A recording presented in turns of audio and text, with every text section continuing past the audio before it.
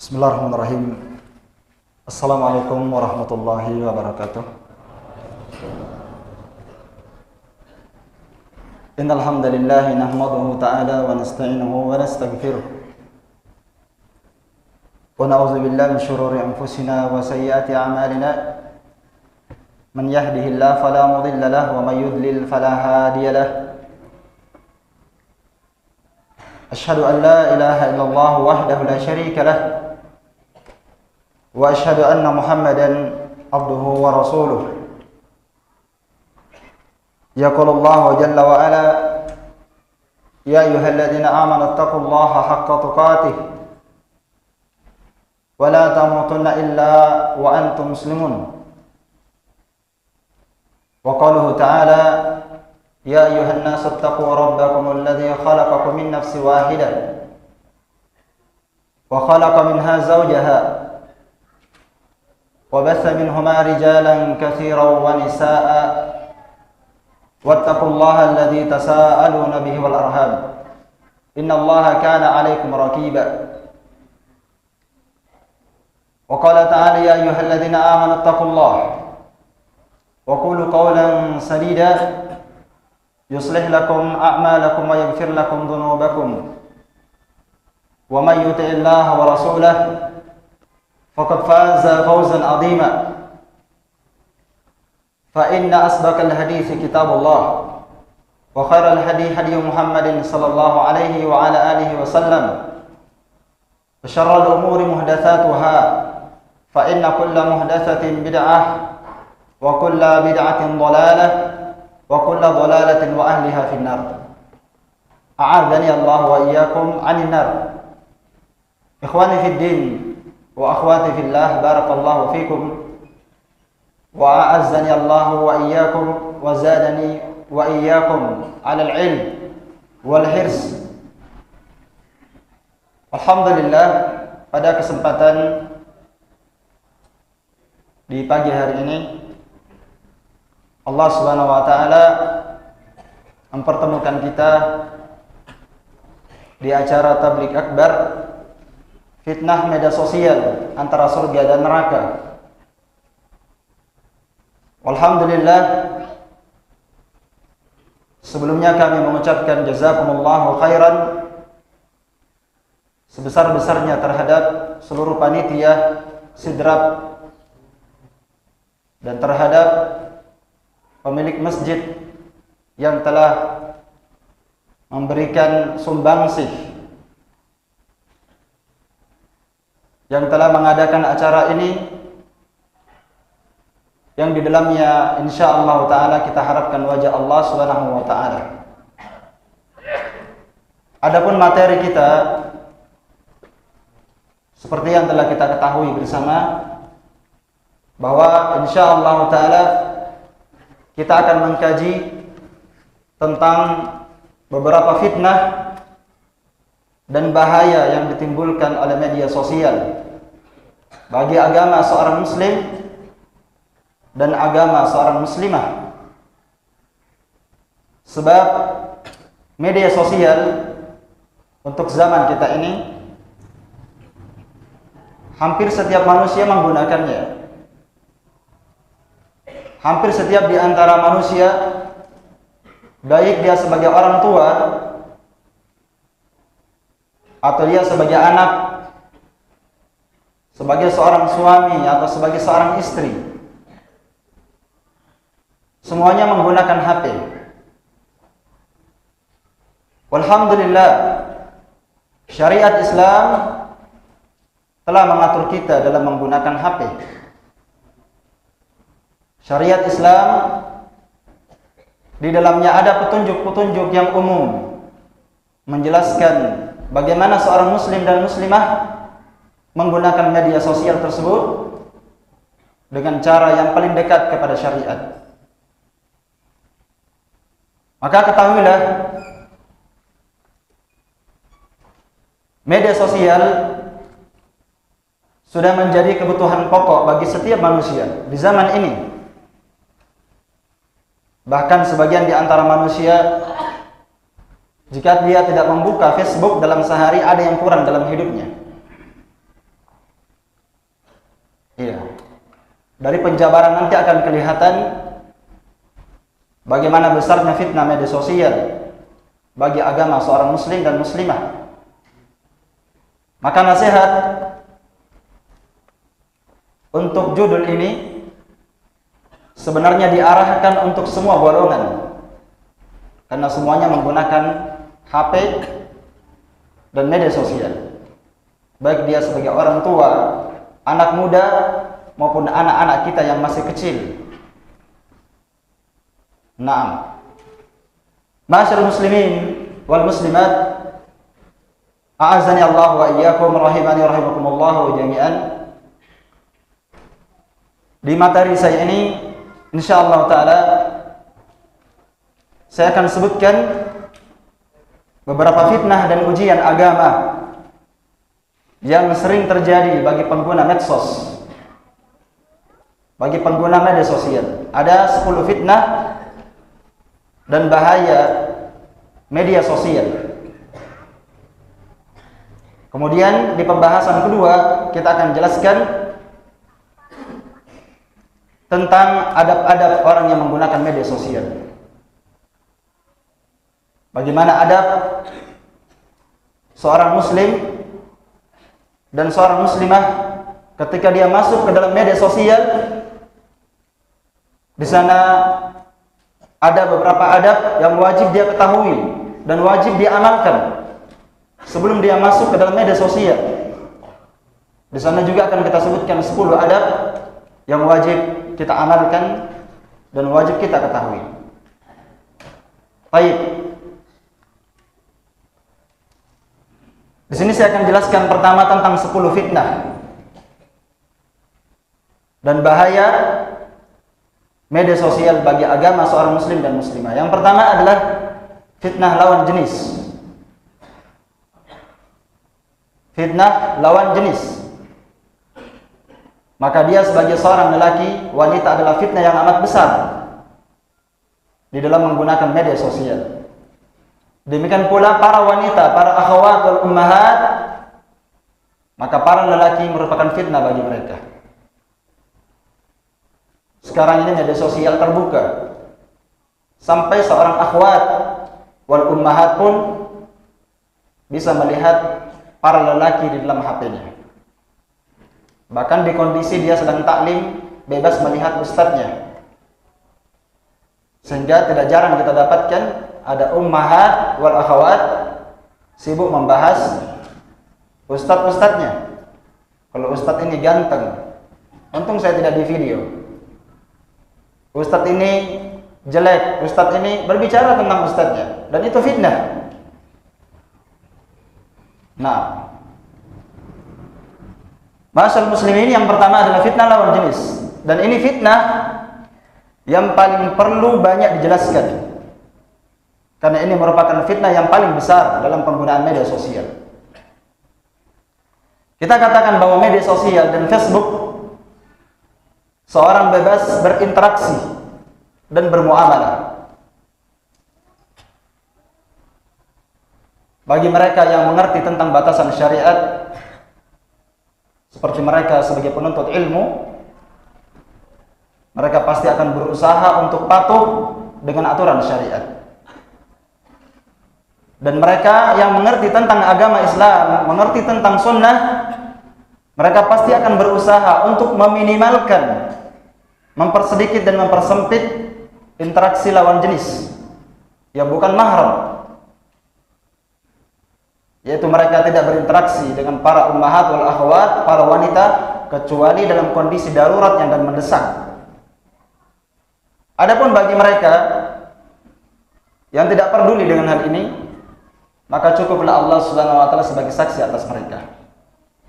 Akan kita sebutkan nanti di antara fitnah ini ada sebagian di antara mereka yang bergampangan, bermudah-mudahan dalam berhubungan lawan jenis.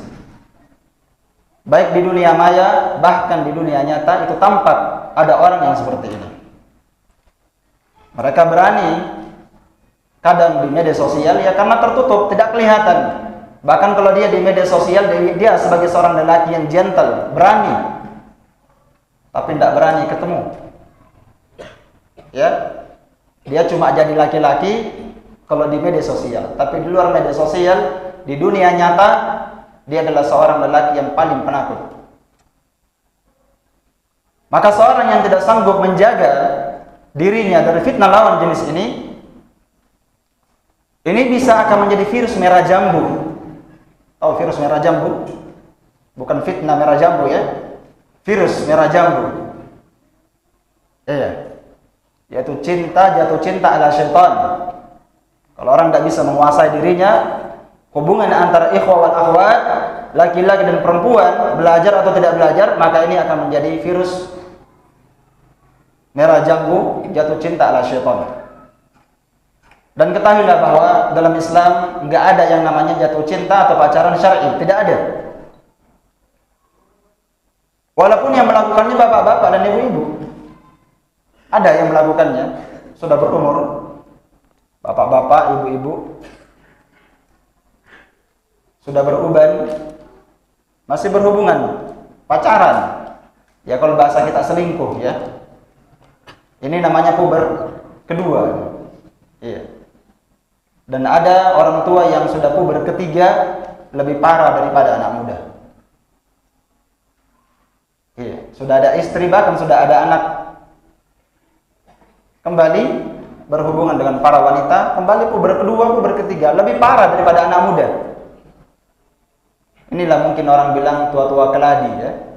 Tua-tua keladi. Apa itu tua-tua keladi? Semakin tua, semakin menjadi-jadi. Baik. Coba perhatikan firman Allah atau sabda Rasulullah SAW datang dalam 3 hadis, datang dalam hadis Abu Hurairah, hadis Salman, dan datang juga dalam hadis Abu Dzar. Hadisnya mirip. Yaitu sabda Rasulullah SAW, "Thalathatun la yukallimuhumullah wa la yuzakkihim wa la yanzuru ilaihim wa lahum adzabun alim." Ada 3 golongan kata Nabi yang Allah tidak akan berbicara dengan dia pada hari kiamat. Padahal setiap muslim pasti Allah akan berbicara dengan dia. Ketika orang ini tidak diajak bicara oleh Allah, berarti Allah menghinakan dia. Wala yuzakkihim, Allah tidak akan mensucikan mereka dari dosanya. Wala yanzuru ilaihim, Allah tidak akan memandang mereka dengan pandangan rahmat. Walahum adzabun alim, dan bagi mereka azab yang pedih. Tentang 3 golongan ini diancam dengan 4 ancaman.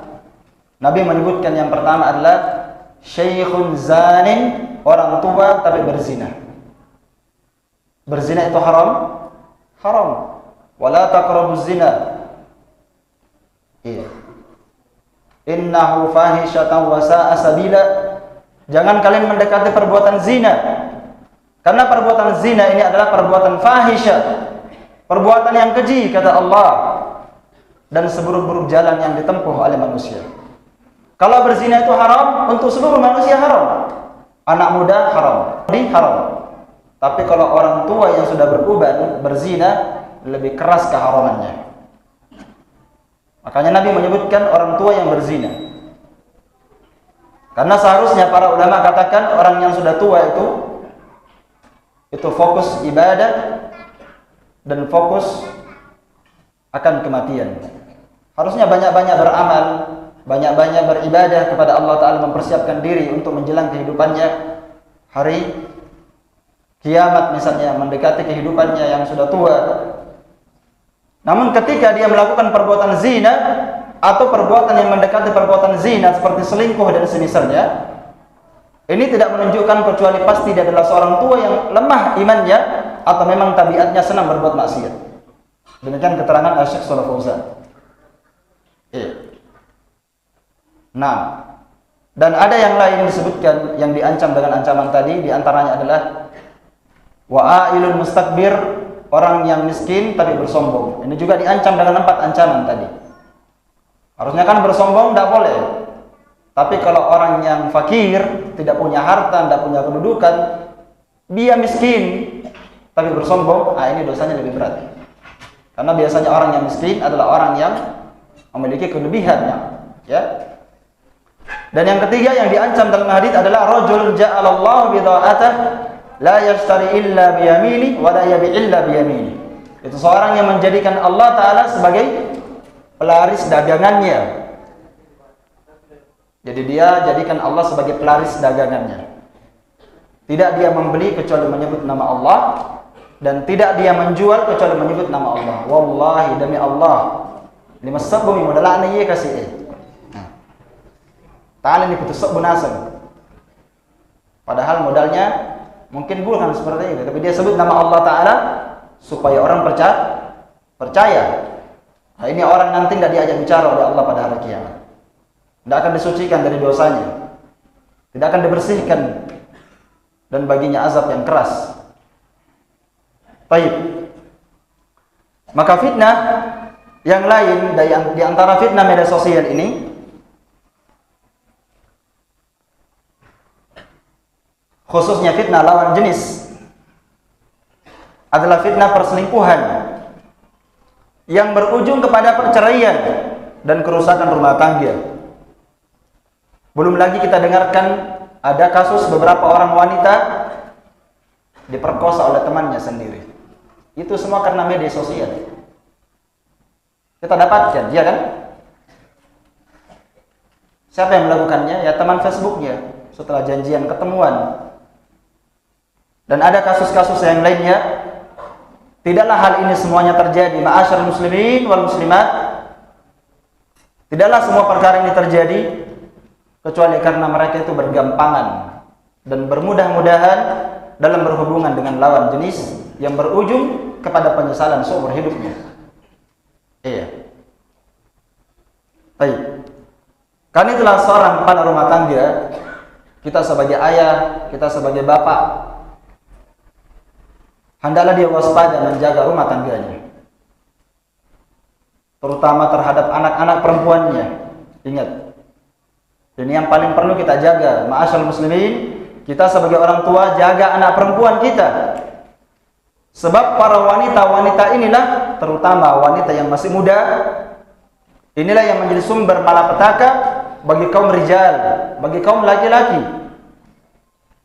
Apalagi ketika para wanita itu tidak peduli dengan batasan syariat. Karena itu Allah Ta'ala berfirman, ya ayyuhalladzina amanu qu anfusakum wa ahlikum nara.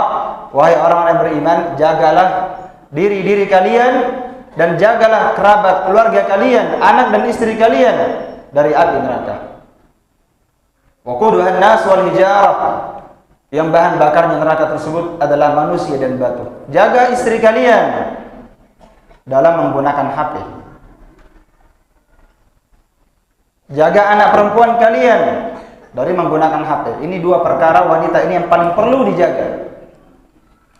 Karena wanita ini merupakan sumber musibah dan malapetaka berhubungan antara lawan jenis. Enggak ada yang menjamin, oh istriku bagus, soleh, belum tentu. Anak saya solehah, belum tentu. Penggunaan HP harus diatur. Iya. Karena itulah ketahuilah bahwa wanita itu di antara sifat tabiat mereka yang perlu antum ketahui, di antara sifat wanita mereka itu sangat cepat GR. Makanya paling mudah dia rusak. Apa itu GR?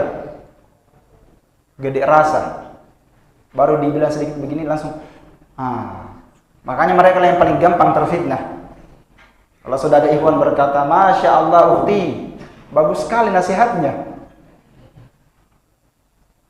di-share lagi, langsung GR, nggak suka itu. Disitulah awal mula ya. Ini nanti akan kita sebutkan semua di antara bentuk-bentuk fitnah. Dan mereka ini, para wanita, selalu merasa diperhatikan oleh orang lain. Apalagi kalau yang perhatikan itu laki-laki. Wanita itu adalah makhluk yang sangat lemah. Baik. Sangat butuh diperhatikan, tapi jual mahal. Mau sekali diperhatikan tapi jual mahal. Itu tabiat wanita. Ini kita kasih tahu ya supaya antum. Oh, ternyata begitu ya.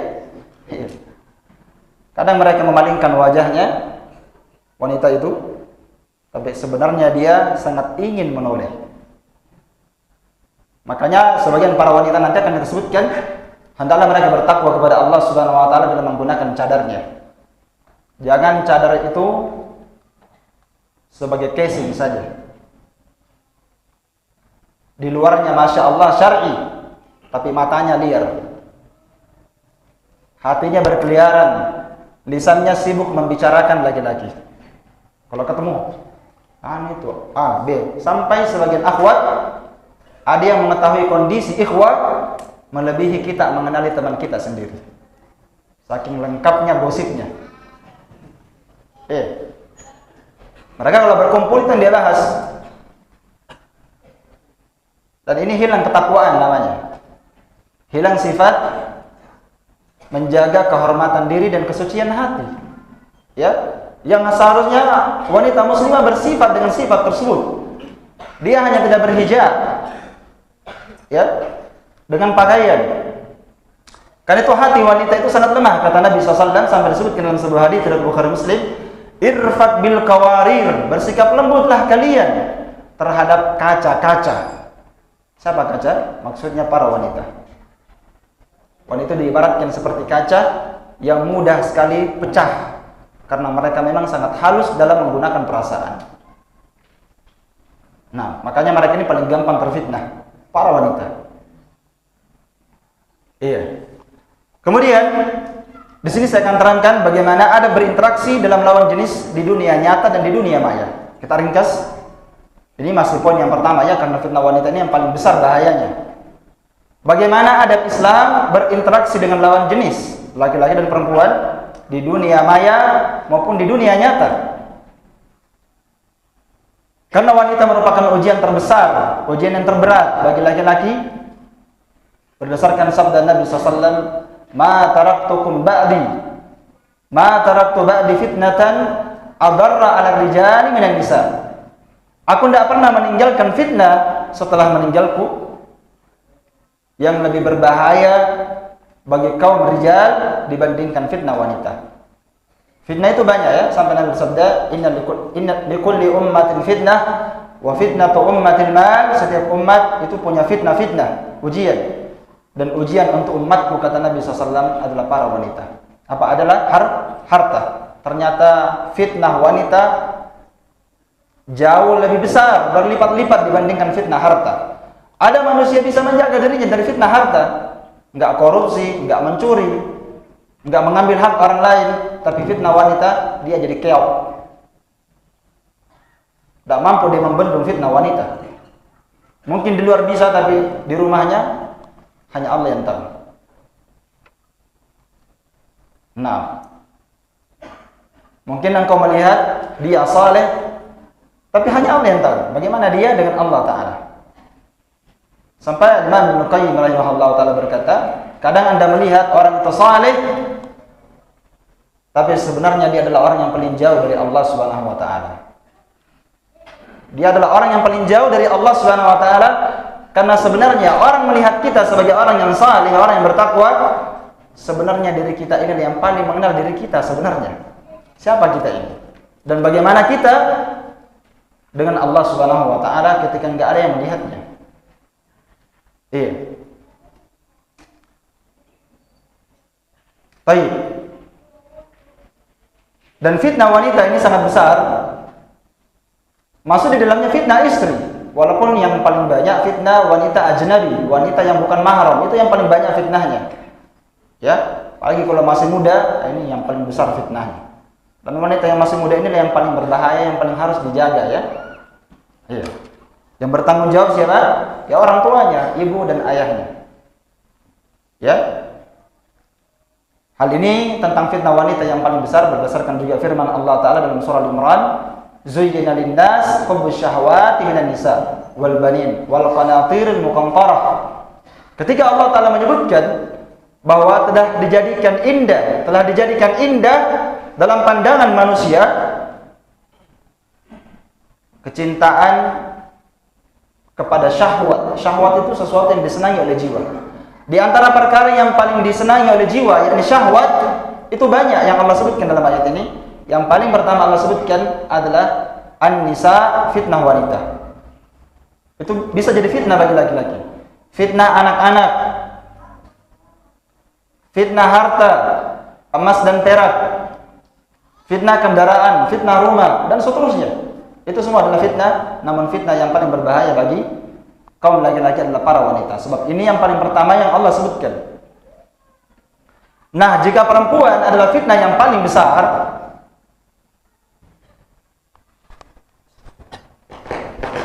bisa dimatikan itu. Silo ini.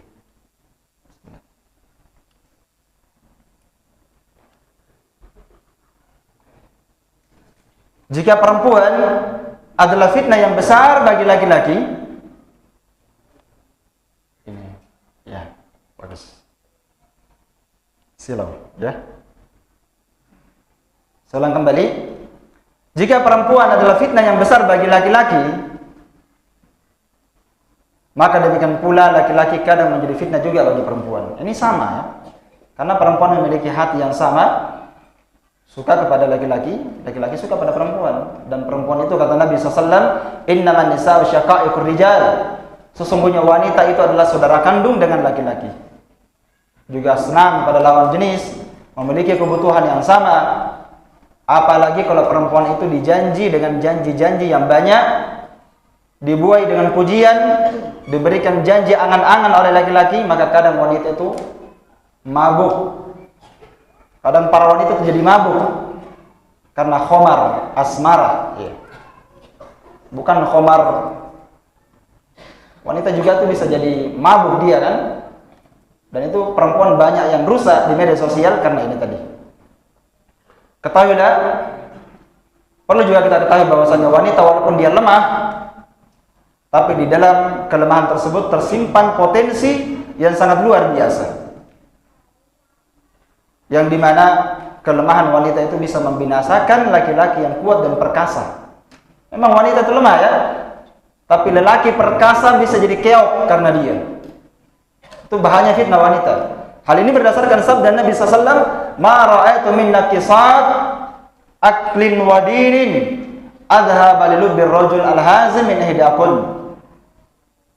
Aku tidak melihat ada manusia yang kurang akal dan agamanya, karena wanita itu memang disebutkan sifatnya naqisuddin wal akal. Itu sifat wanita, kurang akal dan kurang agama.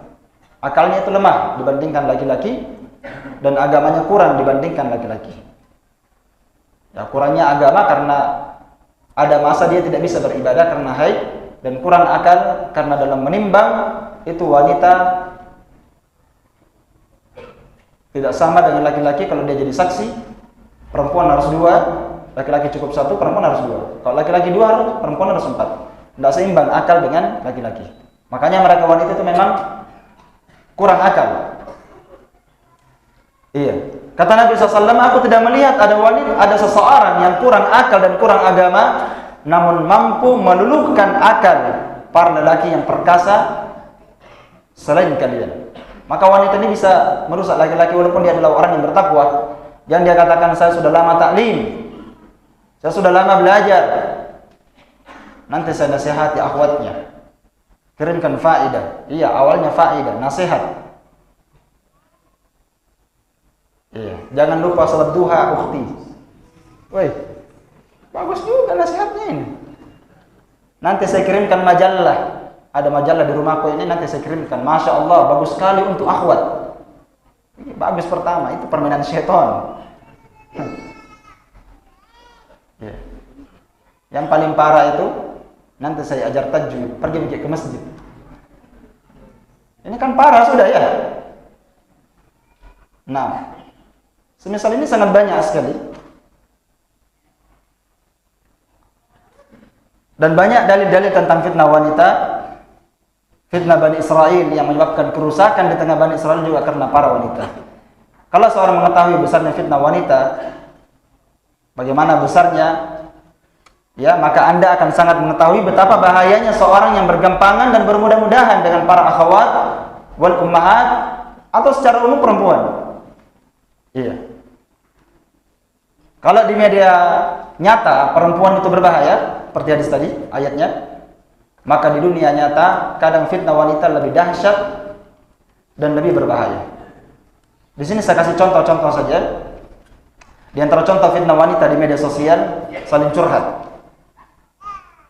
Ya. Pendekatan hubungan gelap. Ini diperhatikan ya. Karena ini poin-poin nanti ada pertanyaan. Insyaallah ada kuis pertanyaan. Jadi yang safar tidak bisa menjawab. Yang safar itu hadir badannya di sini, tapi kepalanya dipangkep. Iya. Paham ya? Itu orang safar namanya. Sehingga kadang para ulama di majelisnya kadang berteriak, "Ya musafirun, orang-orang yang safar." Iya. Ada semua tapi safar kepalanya. Iya. Ini di antara fitnah wanita di media sosial, adanya saling curhat, pendekatan hubungan gelap, ada perselingkuhan, bahkan yang paling parah saling kirim foto. Yang lebih parah lagi saling kirim video. Siapa yang rusak? Wanita yang rusak, karena laki-laki nggak separah perempuan, ya. Iya. Kalau perempuan yang kirim video, kirim fotonya, ini kan waliyadzubillah, seluruh jutaan manusia akan menontonnya dan akan mengkonsumsi dirinya di dalam Facebook. Padahal Islam sudah mengajarkan kita bagaimana cara berinteraksi dengan lawan jenis. Gimana cara berinteraksi dengan lawan jenis dengan benar? Pertama, meminimalkan hubungan lawan jenis tanpa ada kebutuhan darurat yang mendesak. Diminimalkan. Ini yang pertama. Artinya jangan membuka pintu dan jangan bergampangan. Diminimalkan, dipersedikit, dipersempit interaksi lawan jenis kecuali ada kondisi darurat mendesak. Yang kedua, meminimalkan kontak lawan jenis yang tidak perlu. Jangan disimpan di HP-nya namanya Muslimah, Fatimah, Khadijah. Jangan disimpan di HP kalau tidak perlu. Kenapa? Ini nanti akan memancing, syaitan akan memancing dia untuk apa? Mungkin dia tidak ada pekerjaan, baring-baring, WhatsApp dulu. Nah. Dihilangkan kontaknya wanita yang tidak perlu bagi dia. Kalau mahramnya nggak apa-apa ya. Kalau bukan mahramnya ini yang bahaya. Yang ketiga, mengurangi hubungan yang bukan mahram tanpa ada keperluan dan kepentingan yang mendesak. Seperti apa? Seperti berbicara jika sangat dibutuhkan. Iya. Dia bisa bicara berhubungan. Di zaman Nabi ada bicara hubungan. Nanti ayatnya saya bacakan. Para sahabat jika punya keperluan kepada istri Nabi SAW, mereka bertanya di Bani Hijab. Ya, dan ada adabnya nanti. Dan di antara adab yang lain, jika terpaksa berbicara berhubungan lewat telepon, maka hendaklah para wanita ini ya tidak melembutkan suaranya. Pertama, dia mempersedikit kalimat-kalimat yang akan dibahas. Dan yang kedua, wanita ini tidak boleh dia melembutkan suaranya. Sebab suara wanita ini bisa menjadi fitnah bagi laki-laki. Kita tidak mengatakan suara itu adalah aurat ya, tidak. Tapi suara sebagian wanita ini bisa menyebabkan laki-laki itu jadi sakit. Walaupun cuma suara yang didengarkan, kadang ada fitnah dalam hati laki-laki, sangat ingin melihat wajahnya. Itu karena suara. Ya, laki-laki bisa terfitnah. Bahkan laki-laki ketika mereka melihat wanita, walaupun dia bercadar, dia lihat pakaian luarnya, laki-laki itu bisa lebih terfitnah. Apalagi kita yang belajar, itu bisa lebih terfitnah dan fitnahnya bisa lebih besar dibandingkan wanita yang mengumbar auratnya. Iya. Kenapa? Antum tahu kenapa bisa seperti itu? Syaitan yang membuatnya seperti itu. Iya. Karena itu kalau kita belajar, kadang kita melihat wanita yang tidak berjilbab, biasa-biasa gitu. Walaupun ada fitnah, tapi kadang wanita yang bercadar justru itu yang membuat kita jadi fitnah lebih besar. Jangankan kita ma'asyarul muslimin wal muslimat, Nabi Muhammad SAW ketika beliau keluar dari rumahnya dan beliau melihat wanita di luar rumahnya. Tentunya di zaman Nabi SAW wanita itu tidak pakai baju ketat, bercadar. Di zaman Nabi SAW, beliau melihat seorang wanita dan beliau terganggu dengan hal tersebut. Padahal ini Nabi Muhammad ya, Apa yang dilakukan Nabi SAW? Beliau pulang ke rumahnya, menjumpai istrinya, seingat saja istri beliau sedang di dapur. Namun beliau melakukan hal tersebut karena sudah melihat wanita di luar. Nabi SAW memenuhi hajatnya bersama dengan istrinya yang halal. Setelah Nabi SAW keluar, lalu beliau bersabda bahwasannya sesungguhnya para wanita ini tudbiru ala surati syaitan wa tudbil ala surati syaitan. Wanita itu kata Nabi SAW dari depan bentuknya syaitan, dari belakang bentuknya syaitan, walaupun dia bercadar. Kenapa? Fitnah bagi laki-laki. Kata Nabi SAW, kalau kalian mendapati wanita seperti ini dan kalian terfitnah, maka hendaklah kalian pulang ke rumah kalian, karena kalian dapatkan sama dengan apa yang kalian lihat. Bagi orang yang punya istri. Iya. Kalau nggak punya istri, bantal gulingnya saja dihantam. Iya. Itulah susahnya kalau menjomblo terlalu lama. Dan ini sebenarnya nasihat ini untuk ummah, untuk akhwat dan untuk ikhwah yang belum menikah, segera menikah. Kenapa? Menikah ini akan mengurangi fitnah media sosial. Iya. Mengurangi fitnah. Baik. Coba lihat firman Allah Ta'ala, ya nisa'an nabi lastunna kahadi minan nisa. Wahai kalian istri-istri Nabi, kalian itu tidak sama dengan wanita-wanita yang lainnya jika kalian bertakwa. Fala takhda'na bil qaul, maka jangan kamu merendahkan suaramu, fayatma alladhi fi qalbi, sehingga menyebabkan tomak dalam hati laki-laki. Di dalam hatinya terdapat marad, terdapat penyakit. Wa qulna qawlan ma'rufa, dan ucapkanlah ucapan yang baik. Ini istri Nabi SAW diperintahkan untuk apa? Menahan kalimat-kalimat. Di antara fitnah media sosial adalah SMS, WhatsApp, Messenger, lawan jenis dengan berkedok agama. Itu tadi yang saya sebutkan. Kedoknya agama, seperti ingin memberikan nasihat kepada lawan jenis. Ini juga fitnah. Seperti yang saya sebutkan tadi, ukti, nanti saya kasih majalah yang membahas masalah tentang ini. Itu fitnah ya. Jangan dicoba itu, jangan. Itu kerusakan. Ukti, jangan lupa salat duha. Ukti, nanti saya WhatsApp ya kalau malam supaya qiyamul lail. Ini. Yang lebih parah nanti saya ajar di masjid bahasa Arab. Penting bahasa Arab. Datang ke masjid setiap malam Jumat. Nanti saya ajar. Baik. Semisal ini banyak sekali, termasuk di antara fitnah yang lain, fitnah media sosial, memberikan komentar pada status lawan jenis. Apa tadi? Memberikan komentar pada status lawan jenis. Akhwat punya status, datangi komentar. Masya Allah. Akhwat bilang, Muhammad, kan iwa kan? Suka yang nuku ini. Ya? Fitnah itu. Iya. Masya Allah, nasihat statusnya mantap, ukti. Kalau akhwat terhadap ikhwat, ada statusnya ikhwat, ada tulisannya ikhwat.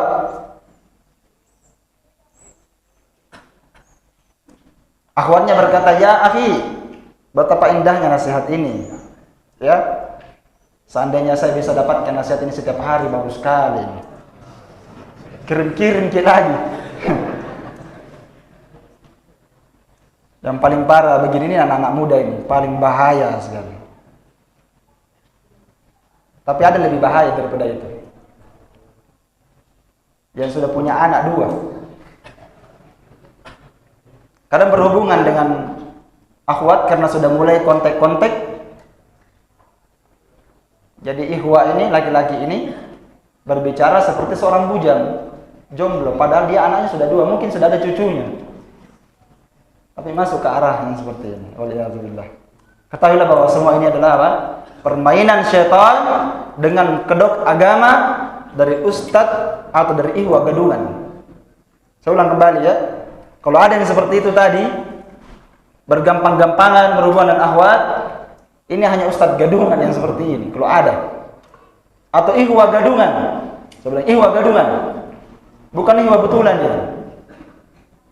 Ikhwah betulan, Kenapa bergampangan berhubungan dengan akhwat?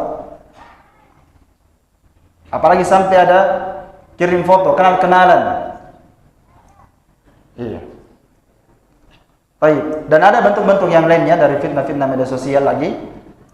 Saya persempit, kita langsung masuk saja yang kedua, supaya lebih banyak bisa kita bahas. Fitnah media sosial yang kedua adalah fitnah gambar dan tidak menjaga pandangan. Fitnah gambar, seperti foto wanita. Ini merupakan salah satu fitnah yang sangat besar di media sosial, khususnya di Facebook. Kalau di WhatsApp itu masih mending kalau di antara orang per orang ya. Tapi kalau di grup kan semuanya orang mengkonsumsi. Tapi kalau di Facebook bukan cuma anggota grup yang baca, seluruh dunia yang lihat. Semua orang bisa lihat. Kalau orang pajang foto, pasti semua orang melihatnya. Karena memang mudah dilihat, mudah didapatkan. Kemudian di sisi lain kita sebagai laki-laki masuk di dunia Facebook dan semisal dengan Facebook misalnya, kita pasti akan mendapatkan banyak gambar dan foto wanita. Walaupun kita tidak mau melihatnya, pasti datang sendiri. Tidak mau saya melihat, tidak bisa. Ada memang di situ. Mau kemana? Iya. Dan pandangan ini bisa memicu kepada syahwat, bisa melemahkan iman, dan bisa melemahkan hati seseorang, dan bisa mengurangi nilai ketakwaan dia. Iya tidak? Kalau dia buka itu, dia lihat terus, wih, yang lain lagi, wih, yang lain lagi, wih, nggak berhenti. Kenapa nggak berhenti? Karena dia sendiri, nggak ada yang melihatnya. Mana dia bisa berhenti? Nggak bisa dia berhenti. Dan itu bisa merusak hatinya dan merusak imannya dan merusak ketakwaannya. Paling tidak mengurangi imannya, itu paling minimal itu. Iya. Ayat dan hadisnya ini sangat banyak sekali. Jadi fitnah di Facebook ada gambar para wanita dan akhwat yang memajang foto mereka. Kadang foto yang mereka tampilkan kadang asli, kadang diedit. Apalagi kalau pakai HP Oppo dan Vivo, hilang jerawatnya. Iya tidak? Betul itu. Wah, langsung hilang semua jerawat. Apalagi kalau pakai Oppo F berapa? Yang paling terakhir, nah, hilang jerawatnya itu. Vivo terbaru, makanya yang paling banyak pakai HP Oppo dan Vivo adalah para akhwat. Akhwat dalam makna umum, bukan akhwat yang bercadar saja, semuanya perempuan. Karena memang mereka beli HP itu untuk dipakai selfie. Kalau perlu dibawa tongkatnya, di mana-mana pergi bawa tongkat. Tongkat orang pincang, tongkat gini. Itu mana nge?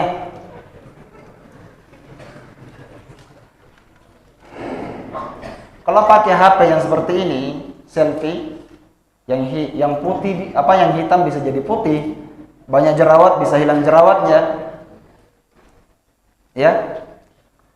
Lalu laki-laki yang tidak kuat imannya bisa saja menikmati gambar tersebut.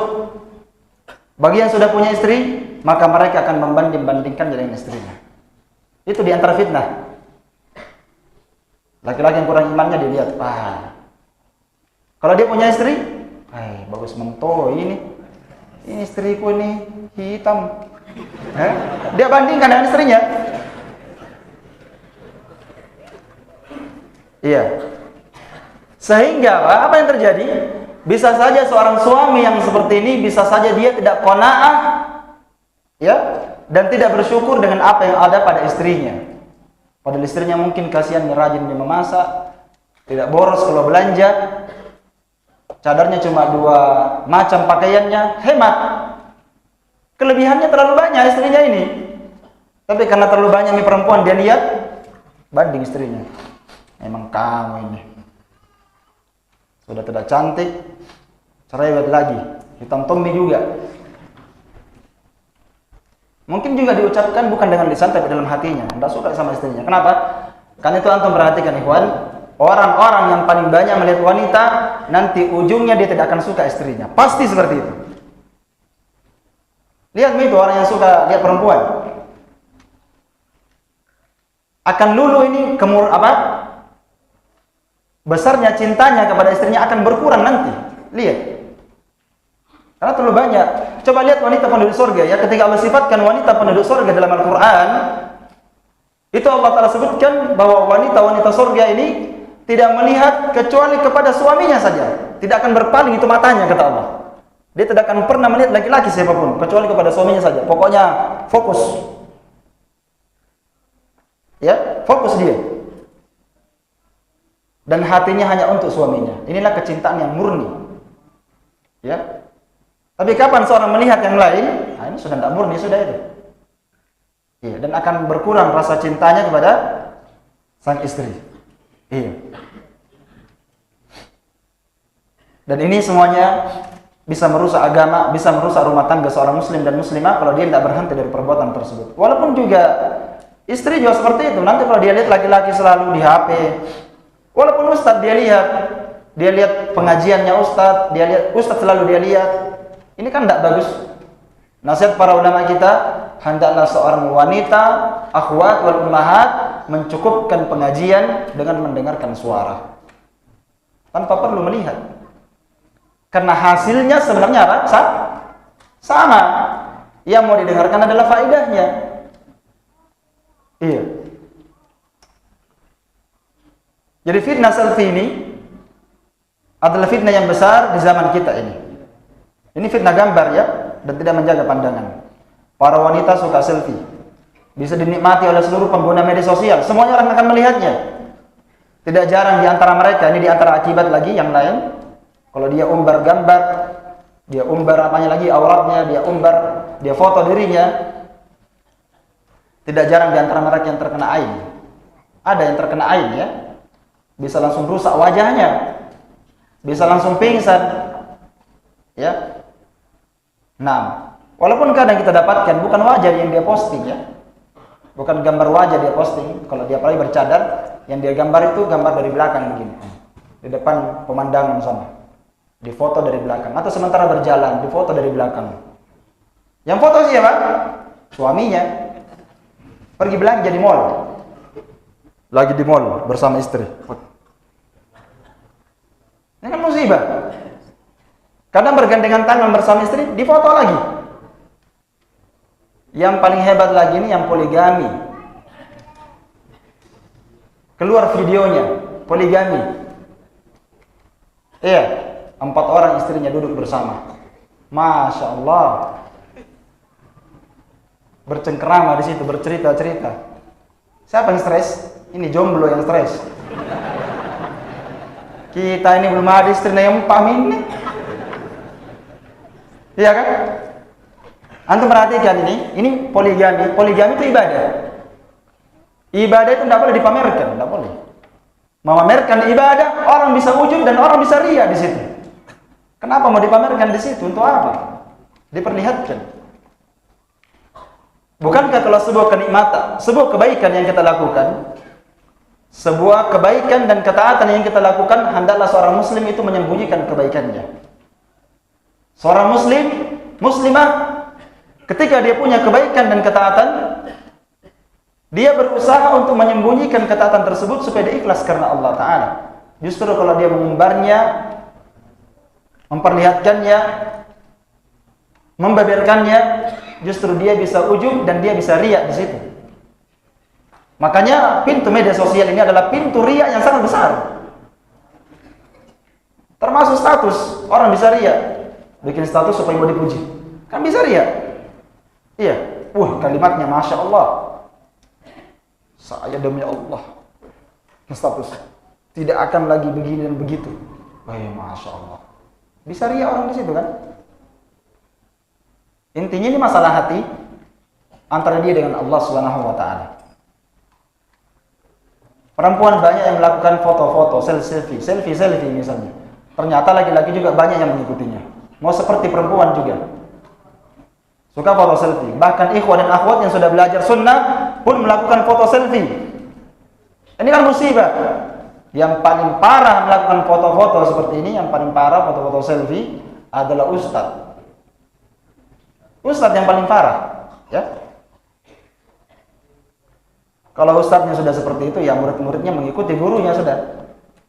Bahkan kadang tanpa malu-malu, foto bareng-bareng, sama-sama guru dan murid. Lihat kak, yang sama kak Ustadz Fulan. Orang juga bisa ujub dan bisa riak di situ.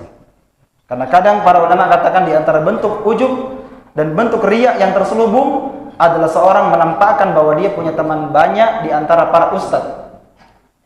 Itu di antara pintu riak ya, bisa. Supaya orang berkata ini temannya ustadz semua, temannya ini bukan orang sembarang dia.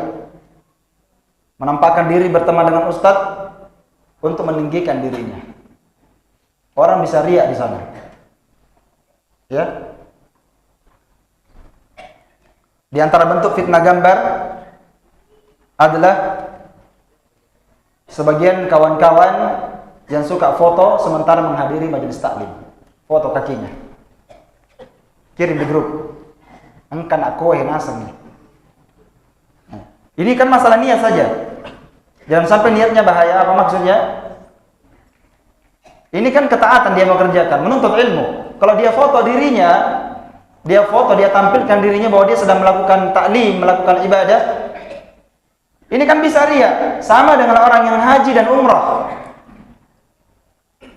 Coba perhatikan orang yang haji dan umrah, paling banyak foto selfie kan? Depan Ka'bah berdoa, foto aja lo capok. Wih, aku ilah Ka'bah nasem beribadah, masya Allah. Riya bisa, pintu riya sangat besar itu. Sambil sholat di video, Allahu Akbar. Kata para ulama, padahal dia tidak sholat, mau jadi video. Kan kalau orang sholat di Ka'bah, banyak orang sholat kan? Ya, ini di kondisi orang yang memang bukan sholat, di kondisi sepi. Lalu dia sholat situ, di video, di foto. Ini musibah besar di zaman ini gara-gara HP semua. Musibah besar. Orang bisa rusak amalannya dan rusak ketaatannya karena apa? Karena riya dengan menggunakan foto media sosial. Maka wajib bagi seorang muslim dan muslimah untuk senantiasa menjaga niatnya dan berusaha. Kalau dia muslim dan muslimah, harus dia berusaha untuk senantiasa menjaga niatnya dan berusaha untuk tidak menampilkan kebaikan-kebaikan yang dia lakukan. Ini yang harus. Kalau antum punya kebaikan, jangan antum suka foto. Itu masih mending kalau contoh yang difoto ya. Masih mending itu. Walaupun itu sebenarnya tidak bagus. Apa kejelekannya? Makan contoh di foto, kirimkan di grup. Wih, mana contoh? Ya. Warkop, foto lagi, kirim. Makan ini lagi, di foto, dikirim. Orang yang suka seperti ini, paling minimal urusan kebanyakannya dia adalah masalah makan saja. Antum tahu hadis Nabi SAW tentang makan? Kata Nabi SAW, seburuk-buruk kantong yang diisi adalah kantong perut. Banyak kantongnya, ada kantong sampah, kantong plastik, kompek-kompek, banyak kantong. Nah, kata Nabi, kantong yang paling jelek diisi adalah kantong perut. Jadi jangan berbangga masalah makan, tidak bagus. Dan tidak usah perlu difoto, diposting, setiap makan difoto, diposting. Itu pekerjaan sia-sia itu. Paling minimal membuat orang ngiler saja.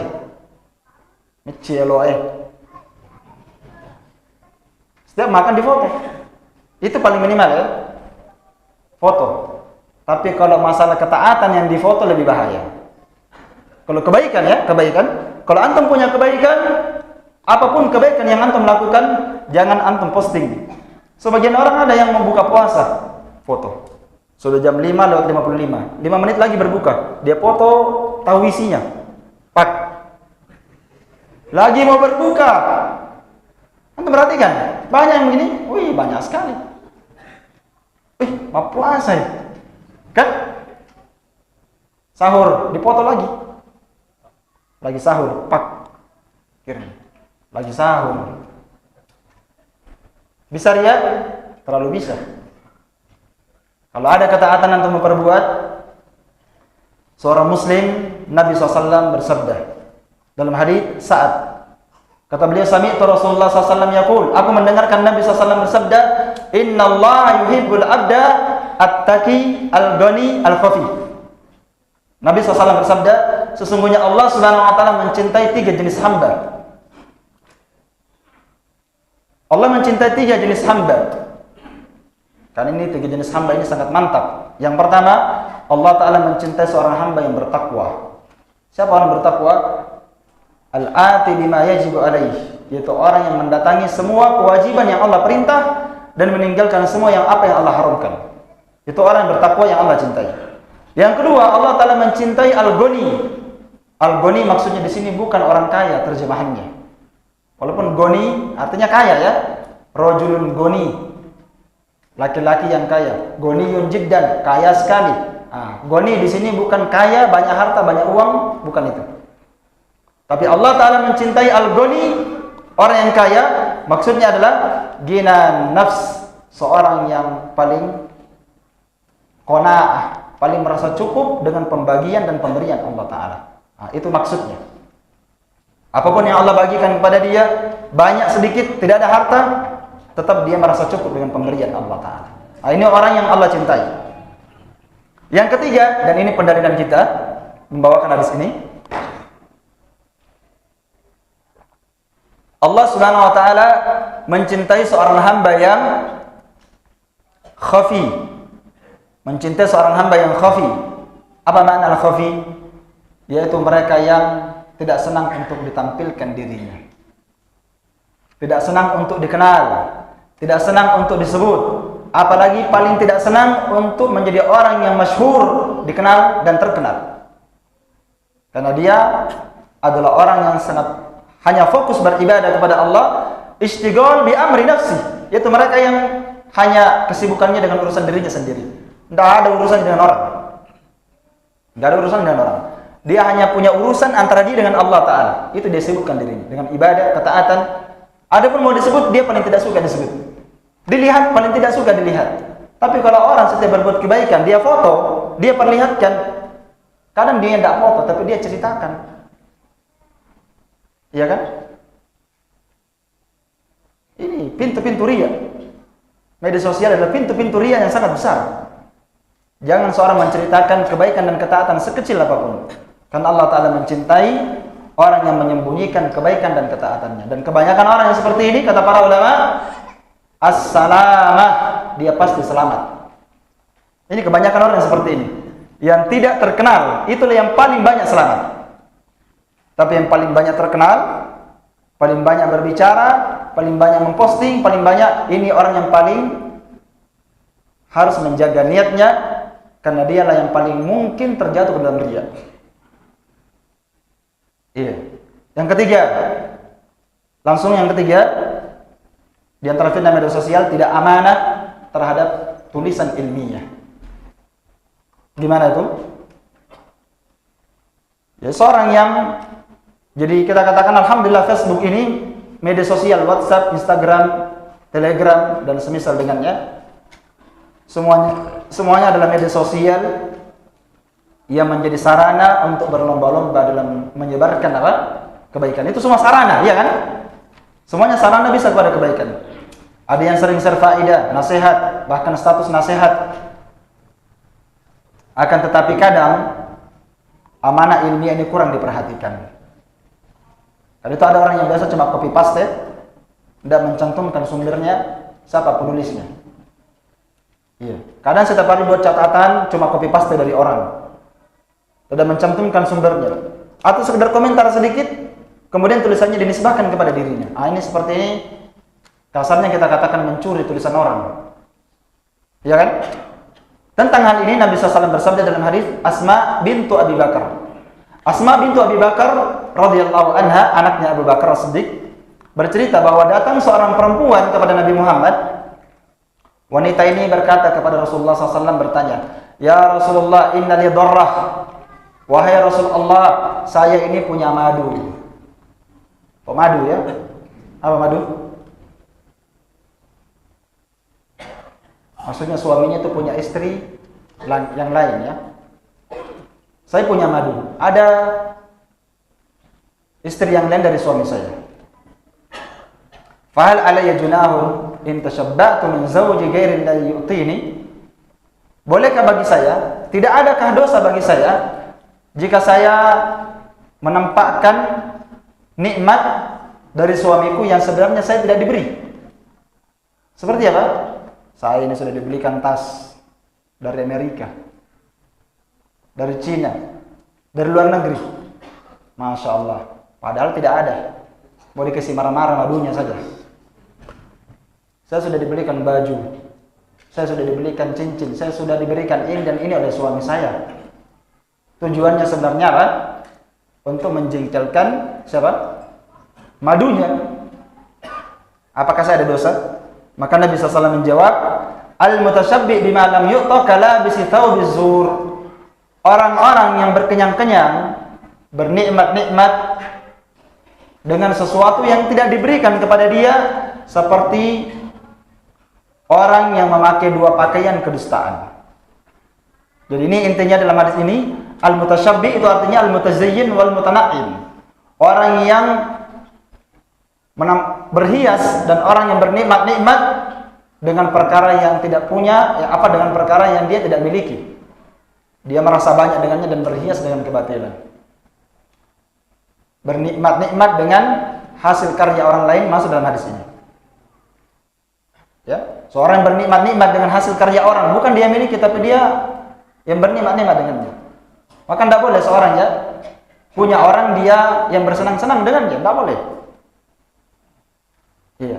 Ini sama seperti orang yang memakai dua pakaian kedustaan. Fitnah yang keempat dari fitnah media sosial adalah fenomena ustadz dadakan atau ustadz Google. Nah, ini banyak sekali. Dan terfitnah media sosial. Ustadz dadakan dan apa? Ustadz Google. Dan ini sangat mungkin seorang bisa terfitnah dengannya. Ya awalnya mungkin bisa jadi niatnya tulus, ikhlas, ingin menyebarkan faedah, ingin menyebarkan ilmu agama lewat Facebook dan media sosial. Karena sudah tersebar, dia sudah sering mengirim faedah, mengirimkan status nasihat. Akhirnya beberapa orang awam memuji dia, menilai dia sebagai orang yang berilmu. Bahkan mungkin ada sebagian orang awam menilai dia sebagai ustaz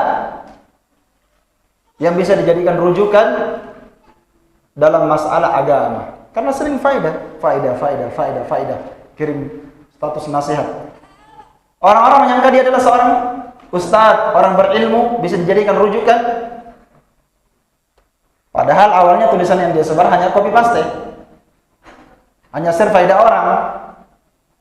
Sebenarnya dia bukan ustaz sebenarnya, karena dia tidak pernah belajar ilmu usul dan ilmu qawaid.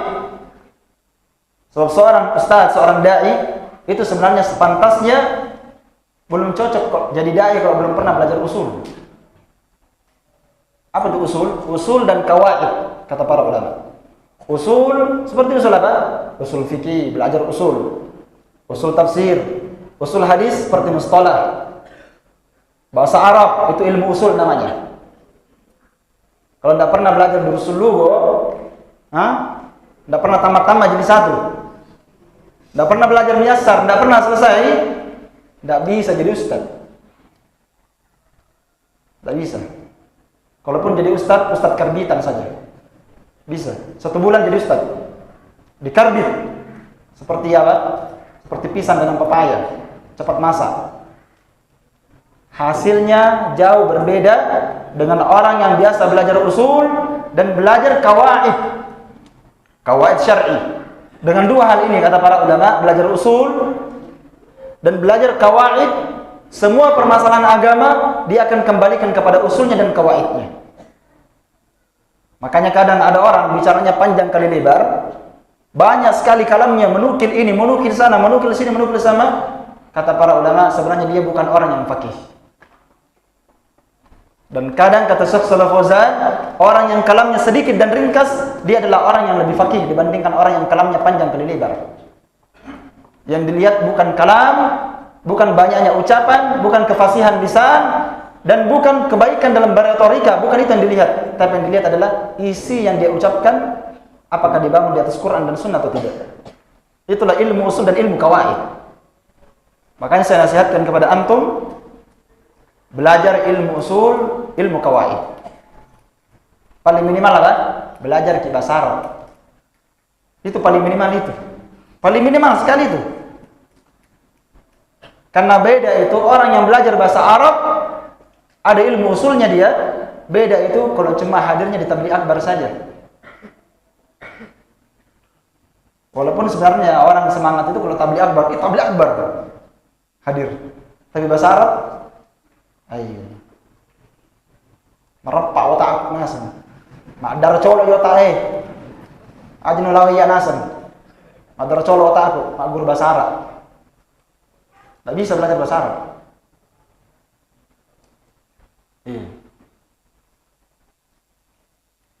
Jadi akhirnya apa? Ini tadi awal mulanya kan ikhlas, bagus, tulus, menyebarkan faedah. Akhirnya apa? Dapat gelar ustadz karena banyak faedahnya. Disematkanlah orang awam kepada dia, jazakallah khair atas ilmunya ustadz. Oh na'am. Iya. Fitnah? Fitnah. Syukran ustadz. Sangat bermanfaat ustadz. Oh iya. Itulah komentar berupa pujian yang bisa menjadi fitnah bagi diri hamba yang fakir ini. Fitnah bagi dia. Fitnah lain bagi dia ini, kadang dengan keterbatasan ilmu yang dia miliki, dia gengsi menjawab, saya tidak tahu. Ini fitnah yang kedua, yang lahir dari situ tadi. Karena sudah jadi ustadz, sebenarnya dia belum bisa jadi ustadz. Ya. Fitnah yang kedua lahir, apa itu? Mulailah dia ditanya. Gengsi menjawab wallahu a'lam. Gengsi menjawab la adri, saya tidak tahu, gengsi. Akhirnya apa? Dia mencari jawabannya di mana? Hah? Di mana dia cari jawabannya? Dia orang terpintar di dunia, Google. Dia cari di situ. Ini fitnah ini, fitnah. Fitnah bagi dia. Dicari di mesin pencari. Setelah itu apa? Dia pun berfatwa. Apa yang didapatinya di mesin Google misalnya. Oh, ada jawabannya. Dia tidak tulis lagi jawabannya orang. Jadi dia di situ. Oh, dia yang jawab. Padahal tulisannya orang diambil, dikirimkan itu orang. Baik. Padahal jawaban dia ini, perhatikan jawabannya nanti. Kalau dia sudah jawab pertanyaannya orang, langsung dia jawab. Cuma dia cari di mana? Mesin pencari Google. Padahal jawaban itu belum tentu rujukan yang dia dapat itu benar. Belum tentu rujukannya itu benar. Atau yang kedua, belum tentu kesimpulan yang dia ambil itu benar. Iya kan? Kesimpulannya belum tentu benar. Atau belum tentu dia tahu ternyata di sana ada pendapat lain yang menyelisih pendapat tersebut. Kenapa? Karena ilmunya orang ini masih setengah. Makanya itu yang paling bahaya kalau masih setengah-setengah. Setengah ustadz, setengah dokter. Yang setengah-setengah itu bahaya, bisa merusak. Ya kan? Maka taib, semoga Allah Subhanahu wa taala melindungi hal ini dari kita semuanya. Karena ini boleh kita katakan berucap atas nama Allah tanpa apa? Tanpa ilmu. Orang yang seperti ini berucap atas nama Allah tanpa ilmu. Dan berucap atas nama Allah tanpa ilmu dosanya amat besar. Bahkan kata para ulama, dosanya ini bisa berada di atas kesyirikan. Berucap atas nama Allah tanpa ilmu. Bisa dilihat dalilnya dalam surah Al-A'raf ayat 33. Dosa berucap atas nama Allah tanpa ilmu. Berkata, mengatakan ini boleh, ini tidak boleh, ini halal, ini haram. Boleh juga kalau seperti ini. Ini berucap atas nama Allah tanpa ilmu. Dosanya bisa lebih berat dibandingkan kesyirikan. Ayatnya dalam surah Al-A'raf 33. Qul inna ma harrama rabbi al-fawahisha ma dhahara minha wa ma batan wal ithma wal baghy bighairil haqq wa an tusyriku billahi ma lam yunzil bihi sultanan wa an taqulu 'ala Allahi ma la ta'lamun. Al-Imam Ibnu Qayyim rahimahullah ta'ala berkata, di dalam ayat ini ada 4 jenis dosa. Allah ta'ala urutkan dari yang paling kecil sampai yang paling besar. Dosa pertama adalah perbuatan fawahish, perbuatan keji seperti zina. Yang tampak maupun yang disembunyikan. Yang kedua, dosa pelampauan batas, kezaliman. Ini lebih besar lagi kata beliau.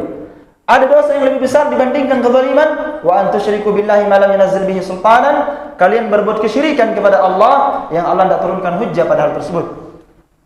Dan ada yang di atasnya lagi. Apa? Wa an taqulu Allah ma la ta'lamun. Kalian berucap atas nama Allah Ta'ala tanpa ilmu. Baik.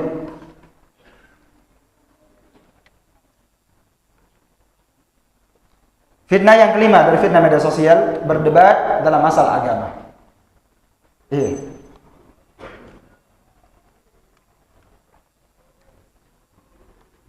Berdebat. Ini juga sering terjadi di dunia maya. Yang paling banyak melakukannya adalah orang yang kurang ilmunya. Berdebat. Kadang ya, tidak jarang kita dapatkan ada juga ikhwan kita berdebat. Ada juga akhwat yang suka berdebat. Maka saya ingatkan, yang paling sering berdebat seperti ini adalah orang yang sebenarnya kurang ilmunya, kurang imannya, serta kurang adabnya. Itu dia melakukan seperti itu. Karena berdebat itu dilarang. Baik berdebat dalam urusan agama maupun berdebat dalam urusan dunia, tidak boleh.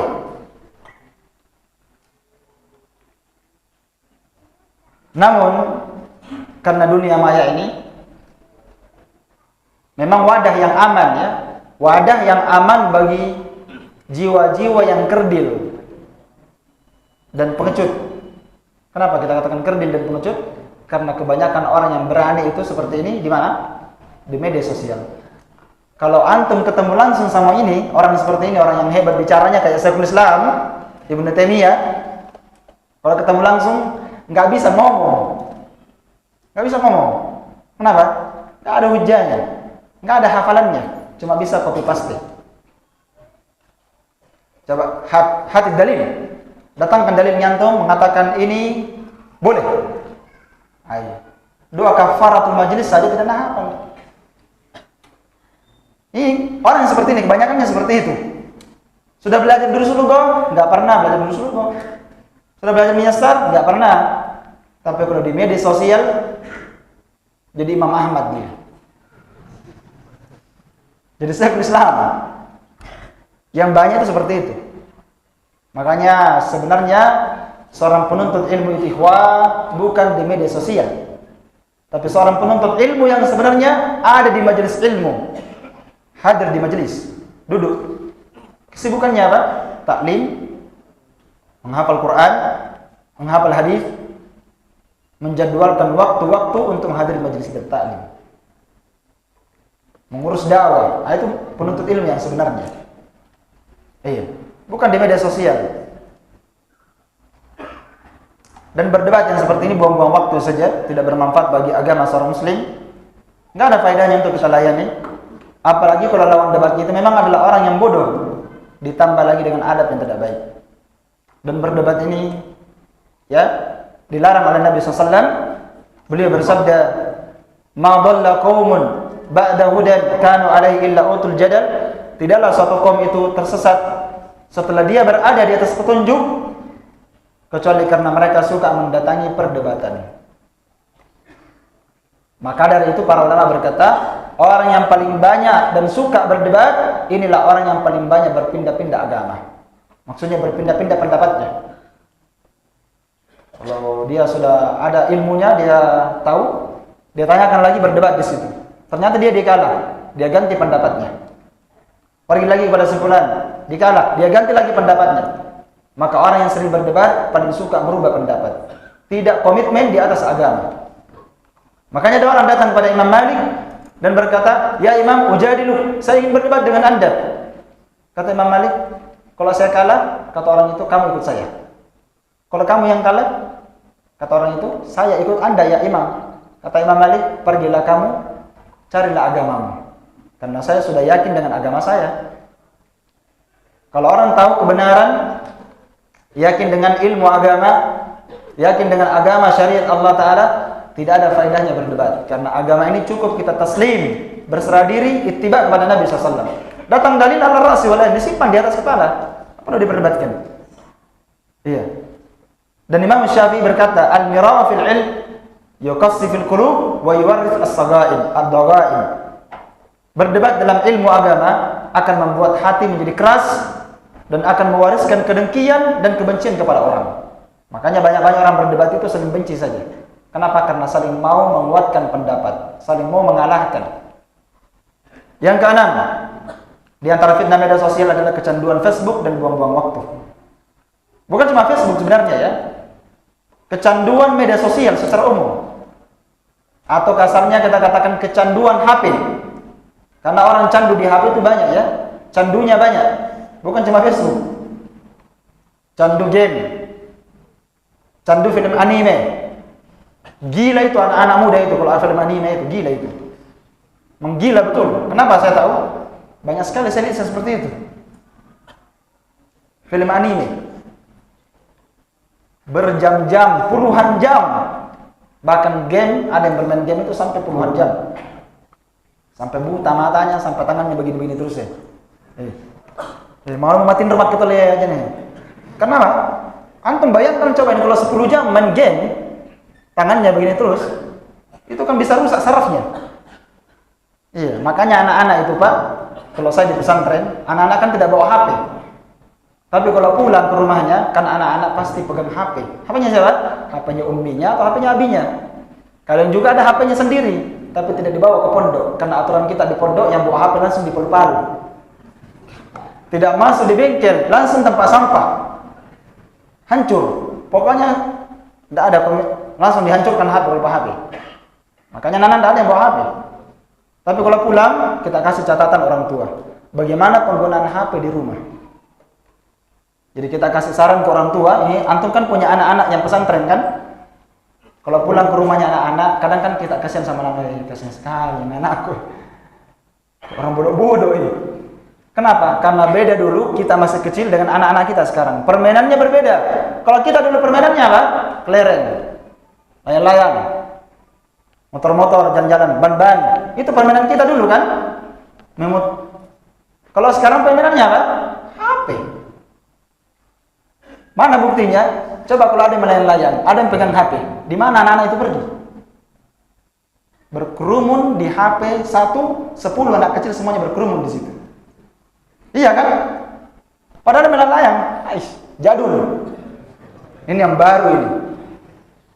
Itu sudah tabiat sekarang. Jadi permainan anak-anak sekarang memang HP, nggak bisa lepas dari HP. Iya kan? Terus gimana Pak Ustaz? Caranya diatur waktunya anak-anak menggunakan HP. Diatur. Anak-anak yang menyantri itu kan sudah ada hafalannya 3 juz, 4 juz, ada yang sudah 5 juz. Pulang ke rumah kita kasih jadwal. Ya, catatan santri dan orang tua santri. Orang tua santri itu harus bertanggung jawab. Anaknya pulang jangan cuma dididik di pesantren. Awal pesantren. Jaga ini anak Ustaz. Pelihara dia. Kalau pulang, anaknya sholat tidak sholat, tidak peduli orang tuanya. Ini kan orang tua tidak bertanggung jawab namanya. Pulang anaknya, tidak ditahu di mana sholat. Keluar pagi, nanti malam baru pulang. Sehingga kata Syekh Shalih Fauzan, kadang kambing itu dijaga jangan sampai keluar dari kandangnya, itu lebih dijaga oleh manusia dibandingkan anaknya yang keluar masuk rumahnya. Jangan sampai keluar ini kambing, harus dijaga. Tapi anaknya keluar, nggak pandai ditanya. Kadang kambing lebih dia jaga dibandingkan siapa? Anaknya sendiri. Makanya banyak kerusakan karena sebab ini. Orang tidak peduli dengan anaknya. Jadi kita kasih catatan sholat di masjid. Catatan lain, dia harus menyetor hafalan dalam sehari 2 kali. Pagi 1 kali, sore 1 kali. Walaupun sedikit. Yang jelas diberikan kegiatan positif supaya kegiatan negatifnya berkurang. Dikasih kegiatan positif, sholat di masjid. Yang kedua menyetor hafalan pagi dan sore. Walaupun sedikit dia store, yang penting ada kegiatan. Yang ketiga, bagaimana akhlaknya anak di rumah, dibikinkan catatan. Supaya nanti kalau pulang ke pesantren dibacakan, akhlaknya ini suka pukul adiknya. Nah, hantam terus ya adiknya Ustaz, dilapor. Dibacakan di depannya semua temannya. Malu ini anak.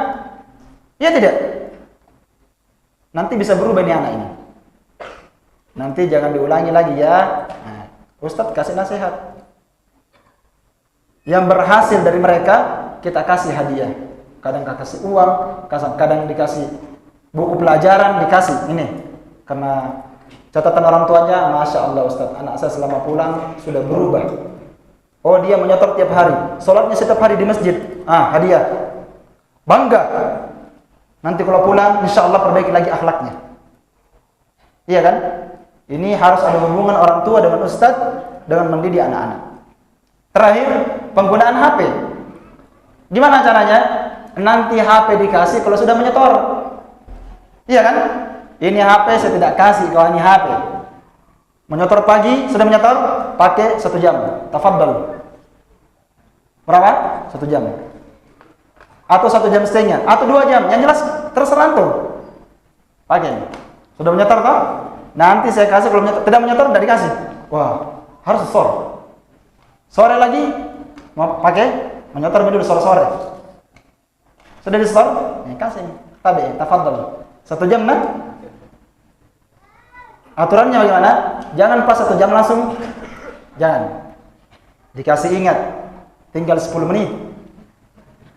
Kasih ingat. Karena anak-anak apalagi kalau pas full fight. Full. Mak jallo ini. Iya. Jadi itu anak-anak mau dimanya-manya. Karena permainannya dia HP. Bukan layang-layang sekarang, jadul itu. Walaupun ada tapi tidak sama kalau HP. HP ini daya tariknya memang besar. Itu untuk anak-anak ya. Nah, untuk anak-anak. Jadi antum bagaimana caranya anaknya antum manage menggunakan HP? Jangan tiada hari tanpa HP. Masa HP terus? Kapan dia belajar? Kapan dia menghafal? Kapan dia mau disiplin? Kalau tidak dikasih disiplin sama orang tuanya, tidak bisa disiplin tuh anak-anak. Biar dia disiplin di pondok, masbuk, tidak menyetor, tidak sholat sunnah, akhirnya disiplin. Tapi kalau sudah sampai di rumah belum tentu disiplin. Kalau orang tua tidak peduli dengan anaknya. Baik, di sini yang keenam, kecanduan Facebook dan membuang-buang waktu. Iya. Baik. Di antara bentuk membuang-buang waktu di Facebook, pertama, mencari-cari berita terbaru dari link-link yang ada. Maksudnya lihat-lihat link. Kadang membuka link yang bermanfaat, asalnya link bermanfaat. Tapi ada juga yang suka menaruh link yang kurang bermanfaat. Iya, ini fitnah. Kecanduan Facebook. Ya karena kadang ada perasaan sering muncul. Tadinya bagus, tiba-tiba lihat yang lain, akhirnya apa? Terpalingkan dari yang baik. Dan yang paling parah ini yang kedua. Terlalu sibuk mengikuti perkembangan politik. Ini kan menghabiskan waktu, kecanduan. Baik.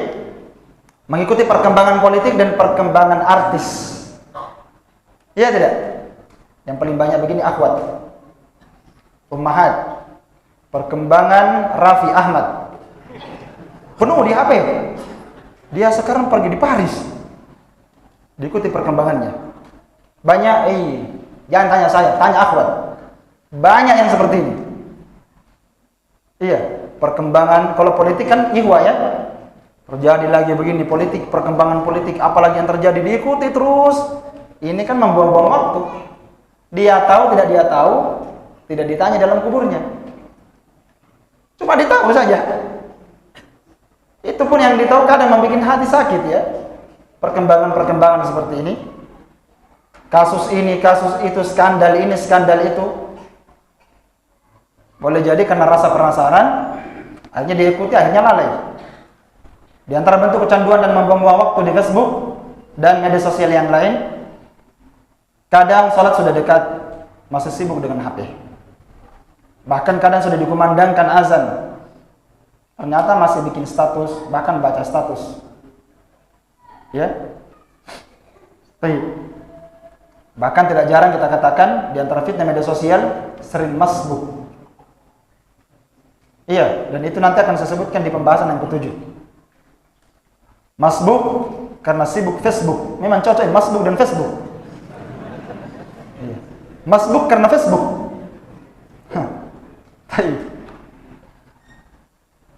Di antara bentuk kecanduan Facebook dan membuang-buang waktu adalah mereka yang kadang sudah menjelang tidur, waktu-waktu kosong buka Facebook lagi, buka WhatsApp, buka-buka media sosial, lalu dia mencurahkan semua unek-uneknya yang dialami dalam sehari. Ini kan sering.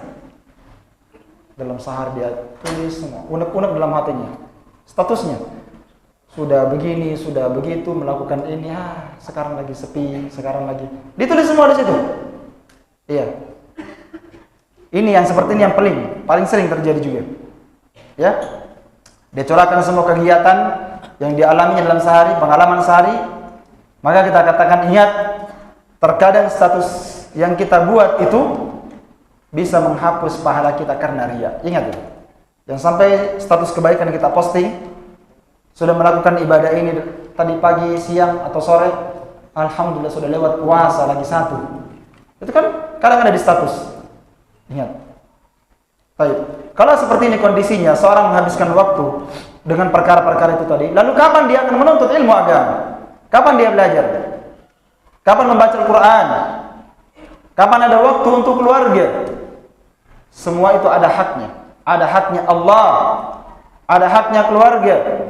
Kapan dia bersosialisasi dengan keluarga, dengan masyarakatnya, dan beramal? Kapan? Memang kadang seorang menuntut ilmu ada di dunia maya, tapi tentunya menghadiri majelis ilmu di dunia nyata itu harus lebih kita porsi. Harus kita lebih porsi di situ, ya. Kadang niatnya berdakwah di media maya, di dunia nyata, di dunia maya ya. Kadang dia berniat berdakwah di situ, tapi ingat berdakwah di dunia nyata itu lebih penting. Harus kita lebih jaga. Jangan di situ terus. Iya. Karena semuanya ada porsinya ya. Ada haknya orang tua, perlu kita nasihati, didakwahi. Ada haknya kerabat, perlu kita nasihati. Ada haknya istri dan anak. Baru yang lainnya. Kemudian yang ketujuh, masbuk karena sibuk Facebook. Nah, ini fitnah media sosial diantaranya. Bukan cuma Facebook, tapi mencakup media sosial yang lainnya. Sisa 5 menit lagi ya, baru kita buka tanya jawab. Ya.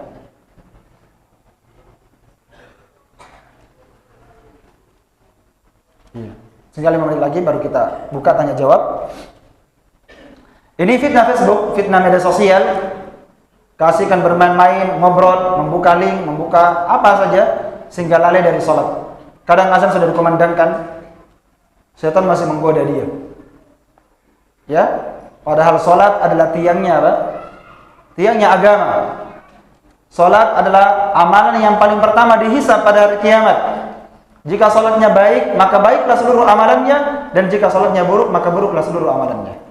Maka celakalah seorang yang dilalaikan oleh media sosial dari sholatnya. Lau ya'lamun nas ma fin nida, Nabi SAW bersabda, kalau seandainya manusia mengetahui keutamaan azan, was-saffil awal, dan tahu keutamaan berdiri di shaf awal, thumma lam yajidu, kemudian mereka tidak mendapati dua keutamaan ini, azan dan berdiri di shaf awal, dia tidak bisa mendapatinya kecuali harus diundi, maka mereka pasti akan saling mengundi. Siapa yang mau di shaf pertama? Tapi kan orang di zaman ini beda ya. Kalau ada shaf pertama, dia tidak mau maju di shaf pertama. Kita yang maju. Yang panjang-panjang jenggotnya, yang panjang jubahnya. Harusnya dia maju di situ. Walau ya'lamuna ma fit tahjir lastabaqu ilaihi. Kalau seandainya manusia mengetahui keutamaan bersegera pergi ke masjid, maka mereka akan mendatanginya. Dalam riwayat yang lain, mereka pasti akan mendatangi masjid itu walaupun merangkak. Di antara teladan para ulama as-salaf dalam mencontohkan salat adalah para ulama as-salaf. Waqi' ibn Jarrah rahimahullah berkata, kana al-A'mash qariban min 70 sanah. Adalah Imam Al-A'mash, Imam ahli hadis. Beliau itu mendekati umur 70 tahun namun tidak pernah tertinggal takbiratul ihram. 70 tahun tidak pernah ketinggalan apa? Takbiratul ihram. Subhanallah. Muhammad bin Sam'ah berkata, Muhammad bin Sam'ah rahimahullah berkata, makastu arba'ina sanah, saya tinggal selama 40 tahun tidak pernah luput dari takbir pertama kecuali satu kali. 40 tahun tidak pernah ketinggalan takbiratul ihramnya imam kecuali satu kali. Kapan? Ketika ibu saya meninggal. Itu pun ketika ibunya meninggal tidak sempat salat berjamaah, apa yang beliau lakukan? Saya pun salat sebanyak 25 kali untuk membayar itu. Saja dia ketinggalan duhur ya, dia salat duhur 25 kali untuk mendapatkan pahala lipat ganda dari perbuatan tersebut. Karena dia merasa sangat rugi sekali ketinggalan salat berjamaah. Al-Hafidz Ibnu Hajar rahimahullah taala berkata, menyebutkan tentang biografi Imam Sa'id Ibn al-Musayyab. Sa'id Ibn al-Musayyab, kata Al-Hafidz Ibnu Hajar, tidaklah diseru panggilan azan semenjak 40 tahun, melainkan Sa'id Ibn al-Musayyab sudah berada dalam masjid lebih dahulu datang daripada muazzin. 40 tahun. Masya Allah. Ini luar biasa ya.